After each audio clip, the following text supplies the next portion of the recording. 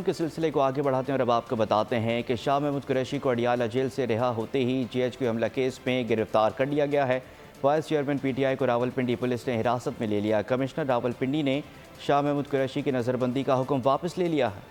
شاہ محمود قریشی کو جیل سے رہائی نہ مل پائی۔ سابق وزیر خارجہ کو اڈیالہ جیل سے رہا ہوتے ہی ایک اور مقدمے میں گرفتار کر لیا گیا۔ گرفتاری کے لیے پولیس کی بھاری نفری اڈیالہ جیل پہنچی۔ وائس چیئرمین PTI کو GHQ حملہ کیس میں حراست میں لیا گیا۔ ڈپٹی کمشنر راولپنڈی نے شاہ محمود قریشی کے نظر بندی کے احکامات بھی منسوخ کر دیے۔ شاہ محمود کی بیٹی مہربانو قریشی نے الیکشن کمیشن میں درخواست دائر کر دی۔ ان کا کہنا تھا کہ والد کو اغوا کیا گیا ہے، بتایا نہیں جا رہا کہ انہیں کہاں لے جایا گیا ہے۔ چیف الیکشن کمشنر ایکشن لیں۔ ہم یہی کہہ سکتے ہیں کہ انہیں اغوا کیا گیا ہے، کیونکہ اریسٹ تو آفیشلی ڈالی نہیں گئی، نہ ہمیں پتہ ہے کہ وہ کہاں ہیں، کیونکہ نہ ان کو ریمانڈ کے لیے پیش کیا گیا ہے، نہ ہمیں بتایا گیا کہ وہ کہاں انہیں لے کے گئے ہیں۔